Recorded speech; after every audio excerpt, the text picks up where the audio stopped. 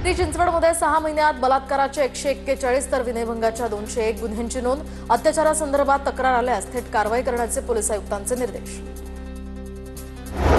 चाळीसगाव तालुक्यातील धरणांमध्ये फक्त मृत पाणीसाठा शिल्लक तर दमदार पावसाची अजूनही प्रतीक्षा। मन्याड धरणामध्ये केवळ 12% पाणीसाठा।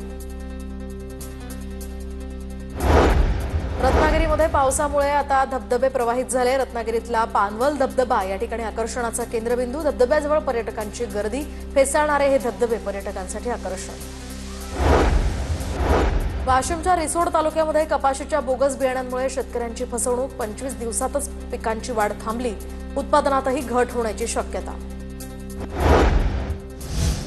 पण आता धाराशिवमधल्या तुळजापूरमध्ये ड्रग्ज प्रकरणातील एक मोठी अपडेट समोर येते। आरोपींविरोधात मकोका अंतर्गत कारवाई होणार असल्याचं कळतंय। तर जामिनावर बाहेर आलेल्या आरोपींवर सुद्धा मकोका अंतर्गत कारवाई होणार आहे। 15 ऑगस्टच्या आधी सर्व आरोपींना अटक करा असे आदेश पालकमंत्री प्रताप सरनाईकांनी दिलेत। तर फरार आरोपींना अटक करण्यासाठी सरनाईकांनी पोलिसांना खरं तर हा अल्टिमेटमच दिलाय। वाशिम बाजार समितीमध्ये चियाच्या दरामध्ये 4600 रुपयांची घट। चियानं मागच्या आठवड्यात वाशिम बाजार समितीमध्ये तब्बल 24,501 रुपये प्रति क्विंटल इतकी विक्रमी झेप घेतली होती।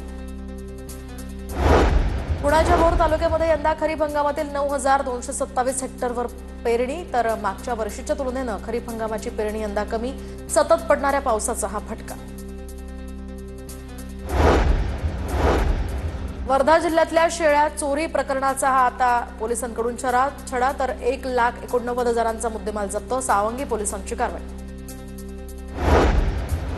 गणेशोत्सवासाठी एसटी महामंडळाकडून जास्तीच्या गाड्या सोडल्या जाणार। मुंबई, ठाणे, पालघर अशा ठिकाणाहून 5,000 एसटी बसेस सोडल्या जाणार। रत्नागिरी जिल्ह्यामध्ये रिक्त रेशन दुकानांसाठी जाहीरनामे काढण्यात आले। जिल्ह्यातील 77 रेशन दुकानं रिक्त।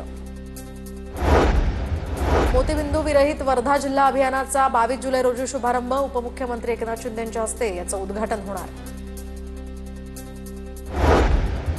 गोंदिया जिल्हा मध्यवर्ती बँकेच्या अध्यक्षपदी माजी आमदार राजेंद्र जैन यांची पुन्हा निवड। तर उपाध्यक्षपदी माजी आमदार भेरसिंग नागपुरे यांची वर्णी।